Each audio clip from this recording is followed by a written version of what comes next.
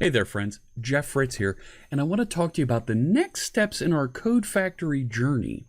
We've learned a little bit about what CodeFactory is, what it can do, and how we can run it inside of our projects, but how do we build our first templates and our first commands that we can use with CodeFactory?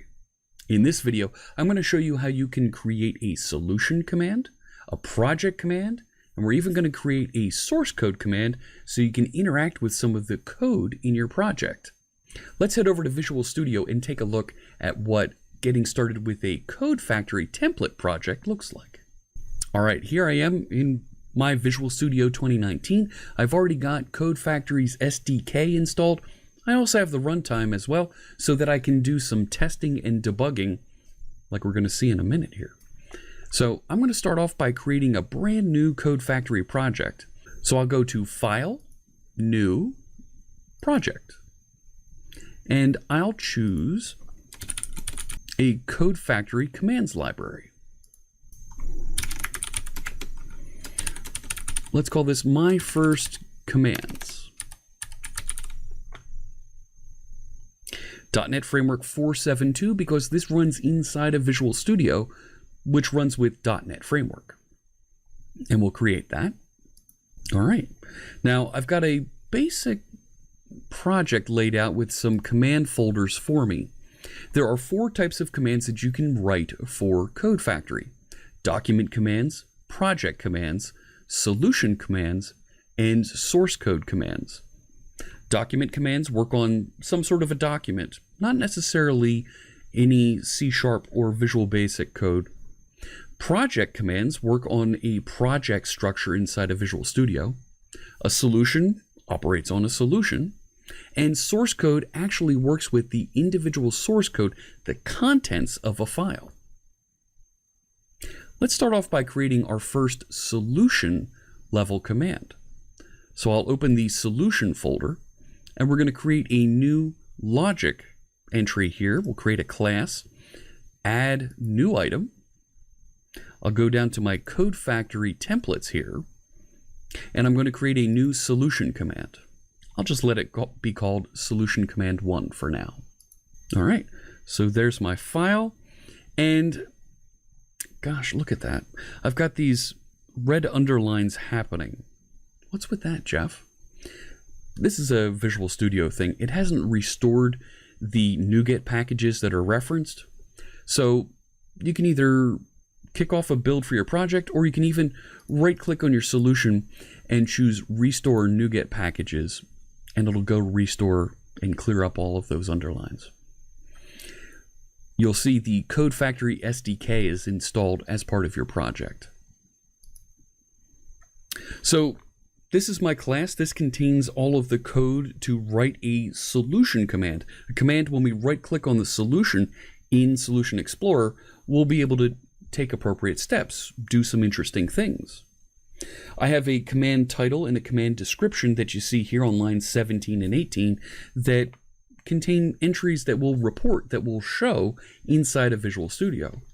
So I'll just fill these in for you real quick. That's pretty simple, title and description.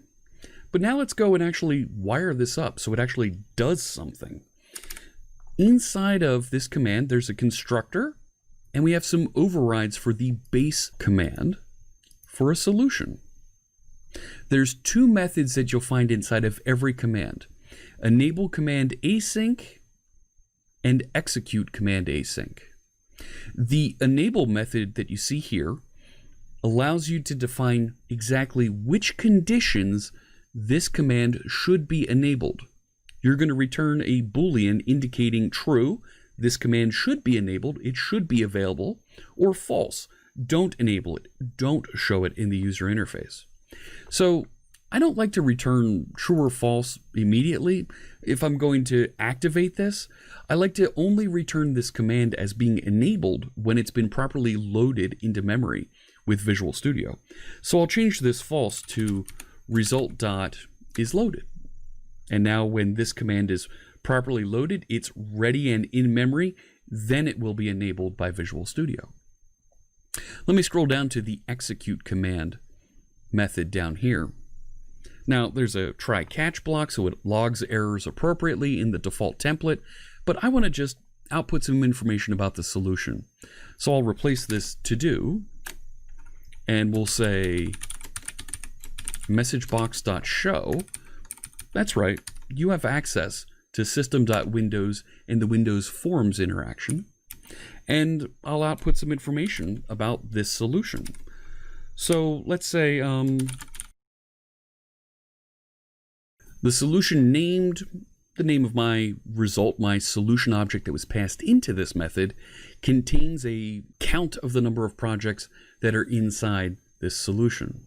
That's a pretty simple method to see what it's doing there. We're just inspecting these properties on the solution.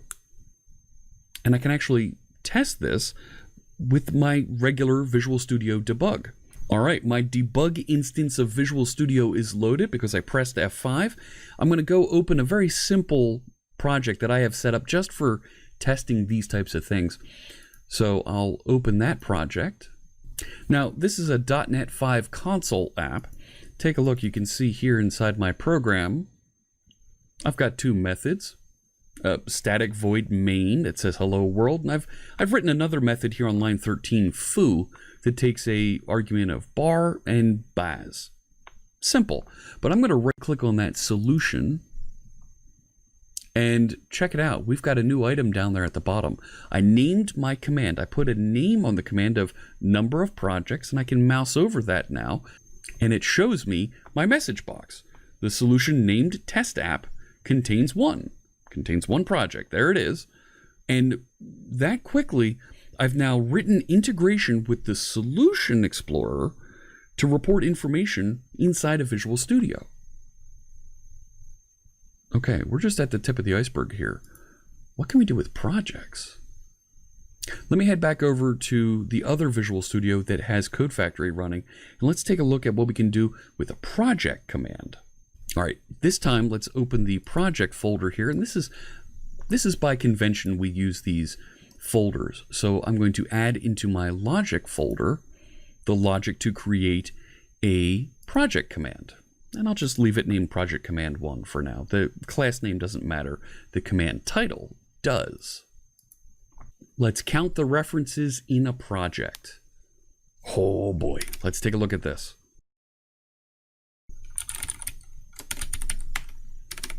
I have the exact same enabled command async method, and I also have the execute command async method. They do the exact same thing.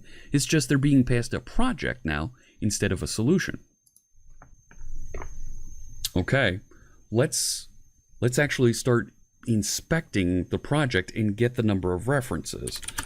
So I can get the number of references by saying result.get project references async. I can get other things in here too. Just check out all the cool things that are available to me inside of inspecting a project. So I can even inspect languages, right? I can get children information and walk the hierarchy, but I'm going to get the project references async. So it's going to be real easy for me to output the count of them by just doing another message box.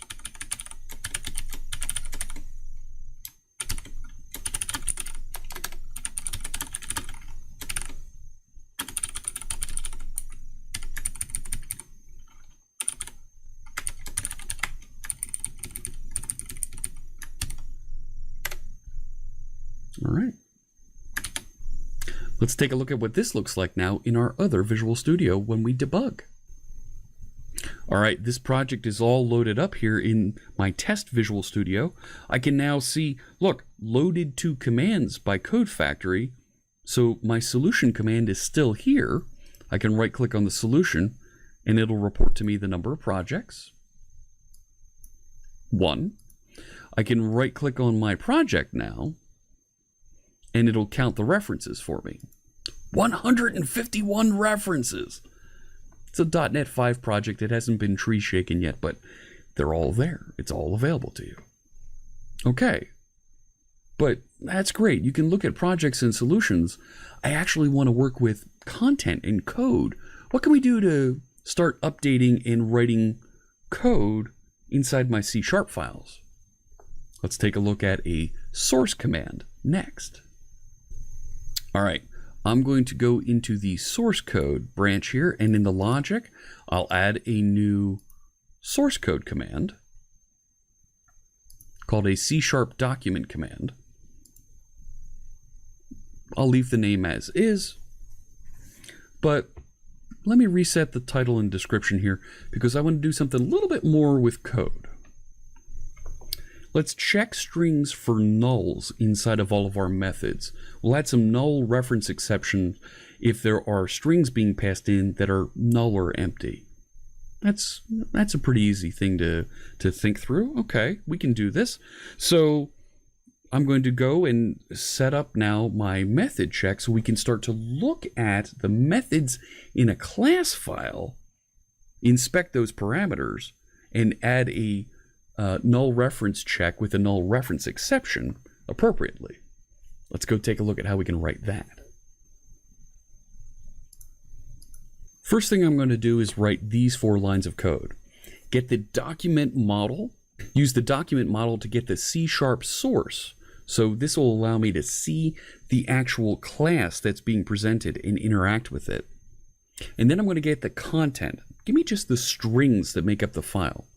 CodeFactory works best in interacting with our code as strings. We can identify, we can work with it very quickly and easily, and it doesn't have to bring up the Roslyn compiler to compile and interact with things. If we need to, we can start and interact with that on our own in our templates. But for this command, I don't need it. I'm just going to be inspecting some strings and writing code appropriately. The formatter will format the code that we're going to emit back into our methods that we're going to write. All right, now I can start inspecting that C# file and going and grabbing all the methods out of it. Let me go write some code there. For each CS in source.classes, go find the classes that are in this file, and we're going to inspect each one of them. For each var method in the methods of this class, we're going to inspect those methods. All right, the parameters we're going to look at on each of the methods are going to be those where it's a string. We know the parameter type is a string, and the parameter type is not an array. Once we've identified that collection of parameters to interact with, now we can write some code. If we found any parameters, or if the parameters collection is not null, get the location of this method inside of our document, join together using new line characters from the start location line to the end location line, inclusive. Make sure we include all of that content, and that's the initial source to our method that we're going to enhance here. CodeFactory has a method for us to get the body of a method directly. Get body syntax async, that's get everything inside the curly braces that make up a method. Make sure that our formatter is clean, that it's reset, it doesn't know anything, and it has an empty buffer. For each one of the parameters and the parameters we've identified that we need to test and add our null reference check. And there's the line of code, our null reference check. If string is null or empty, the name of our parameter, that'll be output as code, throw new null reference exception. And we're going to add this onto the source code that we're going to stash inside of our method. Let's put a blank line after our null reference checks. We're going to take our null reference checks and concatenate them with the initial body of the method. Take the initial source of our entire method, not just the body of the method, replace the body of the method with the new body of the method that has our null reference checks amended to it. Finally, we'll replace the content of the method with the new source of the method that we just generated on line 95. Let's build and debug and see what happens. All right, here we are in Visual Studio. All of my CodeFactory commands are loaded. Take a look, there it says. Let's give it a try. I'll right-click on my program CS now, check strings for nulls,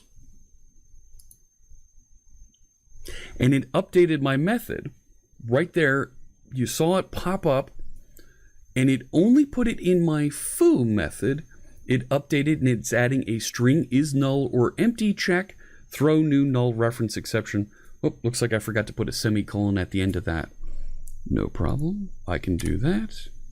And now this code will build, and I've taken just a few quick steps and built my first command for CodeFactory, and I can iterate on this. This was very easy for me to build. Maybe I'll put some other checks in to do some limit checking automatically for some integers, make sure they're positive only, some other tests and interactions that I want to do, but I can very quickly and easily generate content in here. You don't have to modify a method. You can add new methods also.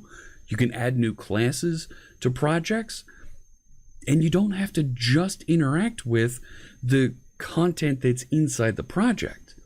You can reach out to a web service, a text file, a database, and generate content appropriately, all from within your CodeFactory commands. All right, I hope this wets your whistle for checking out CodeFactory a little bit here. There's a couple of NuGet packages out there I want you to check out for CodeFactory. They're listed right here, and you can find information about them in the description below so that you can start building and working with the CodeFactory SDK, building your first templates and making your organization and your productivity a lot better with CodeFactory.